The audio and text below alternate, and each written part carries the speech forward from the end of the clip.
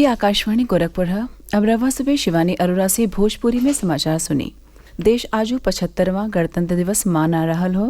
राष्ट्रपति द्रौपदी मुर्मू नई दिल्ली के कर्तव्य पथ पर समारोह में देश के अगुवाई कैलेनी। 40 बरस के अंतराल के बाद देश का राष्ट्रपति राष्ट्रपति भवन से कर्तव्य पथ पर बग्घी में सवार होकर पहुंचली। उनके साथ फ्रांस का राष्ट्रपति इमैनुअल मैक्रों भी पारंपरिक बग्घी पर सवार भइले। प्रधानमंत्री नरेंद्र मोदी राष्ट्रीय समर स्मारक पर शहीदन के पुष्पांजलि अर्पित कैले के बाद समारोह स्थल पहुंचले। राष्ट्रपति के ध्वजारोहण कैले के बाद ही राष्ट्रगान के धुन विचे 21 तोपन के सलामी दिहल गयल। गणतंत्र दिवस परेड में पहली बेर महिला वाद्य कलाकारन का प्रस्तुति से परेड का शुभारंभ भइल। कर्तव्य पथ पर परेड में तीनों सेना के महिला कर्मियन का टुकड़ी मार्च कैलेने। प्रदेश के राज्यपाल आनंदीबेन पटेल राजभवन पर ध्वजारोहण कैलनी। वहां के विधान भवन के सामने आयोजित गणतंत्र दिवस के मुख्य समारोह में परेड का सलामियों ले ली।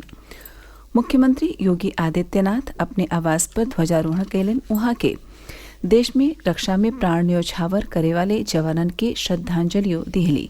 एक बाद विधान भवन के सामने आयोजित मुख्य समारोह में शामिल भइली। इस मौका पर मुख्यमंत्री संविधान की विशेषता का उल्लेख कैली और कहली कि संविधान हमन के अधिकार देला ता हमन के कर्तव्य के पालन खातिर अर्ज करेला। प्रदेश सरकार में उप मुख्यमंत्री केशव प्रसाद मौर्य प्रयागराज के पुलिस लाइन में ध्वजारोहण समारोह में भाग ले और परेड का सलामी ले। केंद्र सरकार में भारी उद्योग मंत्री डॉक्टर महेंद्र नाथ पांडे चंदौली के इको कॉलेज में और स्वास्थ्य एवं परिवार कल्याण राज्य मंत्री SP Singh Baghel Agra police line में आयोजित गणतंत्र दिवस समारोह में भाग ले। प्रदेश सरकार का मंत्री अनिल राजभर बनारस, AK शर्मा मऊ, सूर्य प्रताप शाही अयोध्या, आशीष पटेल मिर्जापुर और धर्मपाल सिंह मेरठ पुलिस लाइन में परेड का सलामी ले। प्रदेश के सच्चो सरकारी कार्यालयन, शैक्षणिक संस्थानन और मदरसन में गणतंत्र दिवस का उल्लास रहल। ए मौका पर सज्जो जगहिन पर सुरक्षा का कड़े इंतजाम कैल गयल रहल। राष्ट्रपति द्रौपदी मुर्मू काली सशस्त्र बलन के 80 कर्मियन बदे वीरता पुरस्कारन का घोषणा कैलेनी हईन। एमे 12 सैन्य कर्मियन के मरने के बाद ई पुरस्कार दिहल जाये। वीरता पुरस्कारन में 6 कीर्ति चक्र, 16 शौर्य चक्र, 53 सेना पदक, 9 सेना वीरता पदक और 4 को वायु सेना वीरता पदक शामिल हो। वहां के 6 भारतीय तटरक्षक कर्मियन के राष्ट्रपति तटरक्षक पदक और तटरक्षक पदकों के मंजूरी दे दिहले हैं।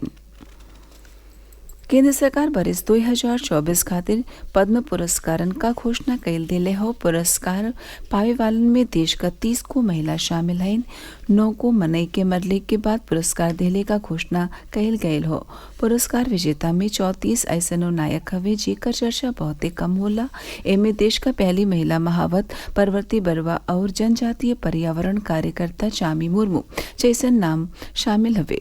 कला, सामाजिक कार्य, सामाजिक क्षेत्र, व्यापार, चिकित्सा, उद्योग, साहित्य जैसन कई गो क्षेत्रन में विशिष्ट योगदान बदे सर्वोच्च नागरिक पुरस्कार के तौर पर पद्म पुरस्कार 3 गो श्रेणियन में दिहल जाला। पद्म विभूषण, पद्म भूषण और पद्मश्री नाव से दिहल जाए वाले ये पुरस्कारन का घोषणा हर साली गणतंत्र दिवस के मौका पर कैल जाला। यही बरस 5 पद्म विभूषण, 17 पद्म भूषण और 110 पद्मश्री पुरस्कारन का घोषणा कैल गयल हो। पूर्व उपराष्ट्रपति वेंकैया नायडू, अभिनेता चिरंजीवी और अभिनेत्री वैजयंती माला के पद्म विभूषण खातिर चुनल गयल हो।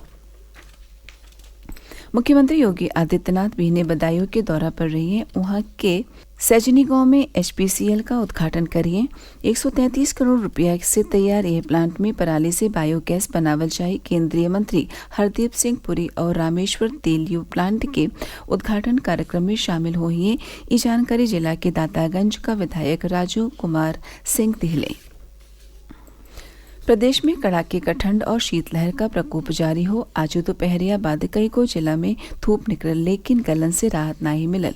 मौसम विभाग के बहने कई को क्षेत्रन में घना से लेकर अत्यधिक घना कोहरा का संभावना जतवले हो। विभाग के अनुसार पिछला 24 घंटा के दौरान मंडल में राति के तापमान में कवनो बढ़न बदलाव नहीं भयल। पूर्वी उत्तर प्रदेश के सोनभद्र जिला के चुर्क में सबसे कम तापमान 4.6 डिग्री सेल्सियस दर्ज कैल गयल। आगामी 28 और 29 जनवरी के मौसम शुष्क रहने का संभावना हो। समाचार पूरा भल। नमस्कार।